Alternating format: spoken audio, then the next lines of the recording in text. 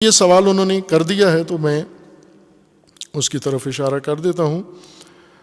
برائے مہربانی میرا یہ سوال پہنچا دیں. وہ یہ ہے کہ جمعہ کے خطبہ میں گفتگو کرتے ہوئے آپ نے کہا تھا کہ پاکستان میں واجبات پر حساسیت کے بجائے تراویح پر زیادہ حساسیت دکھائی جاتی ہے. اس کے ذیل میں آپ نے کہا کہ تراویح عزاداری کی طرح ہے، درحالی کہ شیعہ کے مطابق تراویح بدعت ہے، تو کیا عزاداری تراویح جیسی ہو سکتی ہے؟ خوب، یہ ایک اور مجلس میں نے گفتگو کی تو اس گفتگو میں مثال دی تھی بلی کی. موضوع اور تھا، اب مجھے ذہن میں نہیں کہ موضوع اصل مجلس کا کیا چل رہا تھا. مثال بیچ میں بلی کی دی، اور پھر اس کے بعد عموماً جیسے ہوتا ہے گھنٹہ ڈیڑھ 2 گھنٹے گفتگو ہوئی، اور اس گفتگو کے بعد سوال کا موقع دیا گیا تو ایک آدمی کھڑا ہوا اور اس نے اسی بلی کے بارے میں سوال اٹھایا. اب ظاہر ہے کہ موضوع درس تو بلی نہیں تھا، موضوع درس تو کچھ اور چیز تھی. مثال کے طور پر، ضمنی تذکرے کے طور پر اس بلی کی مثال دی، تو وہ پورے درس میں بلی پر ہی اٹکا رہا، بلی اٹک گئی اس کے ذہن میں. ظاہر ہے جو بلی پہ تمرکز کیے ہوئے تو موضوع تو نہیں سنا اس نے، ساری گفتگو میں وہ بلی کے اوپر ہی فوکس کیے ہوئے کہ بلی کا کیا بنا. ایک ہمارے اور بزرگوار دوست تھے، وہ اوضاع علمیہ قم میں درس سے نکلے، اپنے استاد کے پاس درس پڑھ کے باہر آئے، تو میں نے ان سے پوچھا کہ آج آپ کے استاد نے کیا پڑھایا ہے؟ تو ان کے استاد اس دن وہ باس انہوں نے پڑھائی کہ انہوں نے کہا کہ ایک باب ہے تزاحم کا فقہ میں اور اصول میں بھی ہے کہ اگر تضاد ٹکراؤ ہو جائے 2 کاموں میں تو وہاں پر ایک حرام اور ایک واجب، تو وہاں کیا کرنا چاہیے؟ حرام کو مرتکب کریں یا واجب کو انجام دیں؟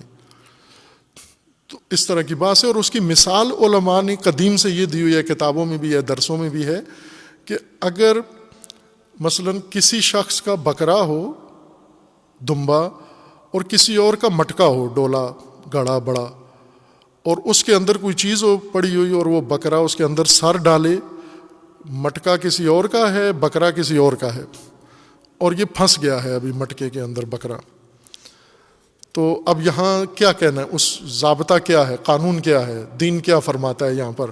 بکرے کا کیا کریں اور مٹکے کا کیا کریں؟ یہ ایک مفصل بات ہے. ایک اس بارے میں محاورہ بھی ہے کہ اسی طرح کا ایک بحران پیش آ گیا ایک آبادی میں، تو انہوں نے کہا کہ جو سمجھدار عقل مند آدمی ہے اس کو بلایا جائے. تو بڑے چودھری صاحب کو بلایا گیا کہ مسئلہ حل کرو آ کر. انہوں نے دیکھتے ہی کہا کہ بکرے کا سر کاٹ دو. تو انہوں نے چونکہ عقل مند تھا انہوں نے کاٹ دیا. سر کٹ کے مٹکے کے اندر گر گیا، نکلا پھر بھی نہیں. تو انہوں نے کہا بھی مٹکا توڑ دو. تو وہ تو حل کر لیا انہوں نے. لیکن فقہ میں یہ موضوع، تو وہ طالب علم کہنے لگا کہ ہمارے استاد صاحب 10 دنوں سے پھنسا ہوا ہے مٹکا میں بکرا، وہ نہیں نکل رہا، یہ سمجھ نہیں آ رہی مٹکا توڑے یا بکرا کاٹے. تو بسا اوقات مثال میں ہی ساری بات چلی جاتی ہے.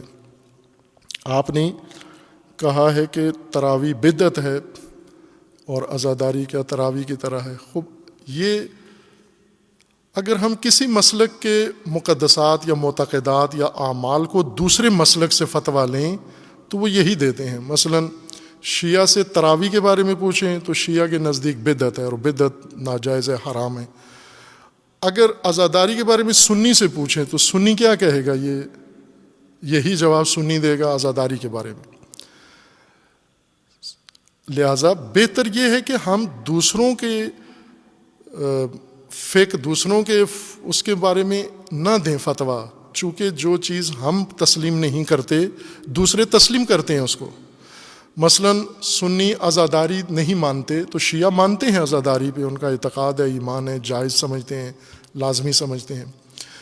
اب اگر کسی سنی سے جا کر پوچھیں جی کہ بھائی اب کرونا کے دنوں میں یا کرونا سے عام دنوں میں عزاداری کریں یا نہ کریں، اور اگر آپ کو شک ہے تو نیٹ پہ جا کے دیکھو عزاداری کے بارے میں سنی کیا کیا لکھتے ہیں، سنی علماء کیا کہتے ہیں، سنی عوام کیا کہتے ہیں، سنی سوشل میڈیا کے ایکٹیوسٹ کیا کہتے ہیں. تو وہ تو ایسی غلیظ زبان استعمال کرتے ہیں کہ اعلیٰ یعذ باللہ.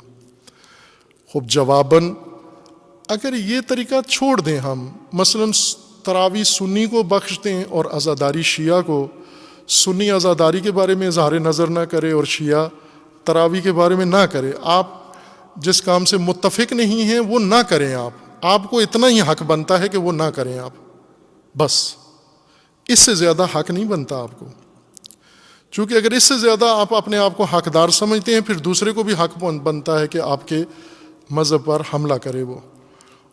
ہم ایک فرقہ وارانہ ماحول میں رہتے ہیں، جھجکتے نہیں ہیں اور فوراً اپنے آپ کو حق بجانب سمجھتے ہیں۔ کسی کے مقدسات کی توہین کرنا اپنا ایک بنیادی حق پاکستانی سمجھتا ہے، کسی کو گالی دینا، کسی پہ بہتان باندھنا۔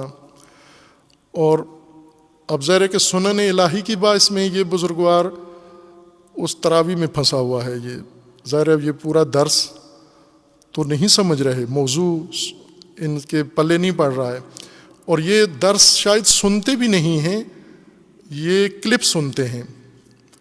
کلپس، یہ جو کلپس ہیں اس کی میں مثال دیتا ہوں، یہ جعلی نوٹ کی طرح ہیں۔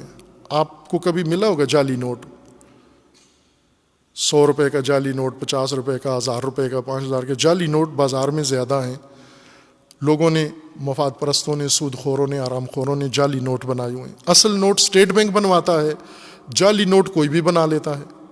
جعلی نوٹ بنا کے آپ کو دے دیتے ہیں، آپ سادہ آدمی ہیں، نوٹ سمجھ کے اس کو استعمال کرنا شروع کر دیتے ہیں۔ خوب جعلی کلپ بھی اسی طرح سے ہیں۔ اگر آپ کو علم حاصل کرنا ہے، کوئی بات سمجھنی ہے، سوال اٹھانا ہے، اعتراض بھی آپ کا حق بنتا ہے۔ آپ جس چیز کو سمجھتے نہیں ہیں یا درست نہیں سمجھتے اس پر اعتراض بھی کر سکتے ہیں، لیکن پہلے اس کو پورا سنیں، سمجھیں اور اپنے اصلی منبع سے اس کو سنیں۔ جب اصل مجلس یا گفتگو آپ کی دسترس میں ہے تو آپ کو جعلی کلپ سن کے، ایڈیٹڈ کلپ سن کے پھر اس سے اعتراض کرتے ہیں، پھر اس پہ تبصرے کرتے ہیں، تو یہ در حقیقت آپ اپنے آپ کو سب کچھ کہہ رہے ہیں، چونکہ جعلی نوٹ لے کر آپ ہر ایک کو جا کے اس سے بیچ رہے ہیں یا خرید رہے ہیں، اور آپ اس کے ساتھ اپنا دھندا چلا رہے ہیں جعلی نوٹوں کے ساتھ۔ تو اصلی نوٹ کیوں نہیں، آپ یہ جعلی نوٹ تو بے قیمت ہے، اصلی نوٹ لو تاکہ وہ کسی کام آئے۔ آپ کے اختیار میں ہیں یہ سارے منابع باسوں کے، اور ان سے آپ لیں۔ کلپس سے گمراہی پھیلتی ہے، خصوصاً یہ کلپس بنانے والے گمراہ ہیں۔ قرآن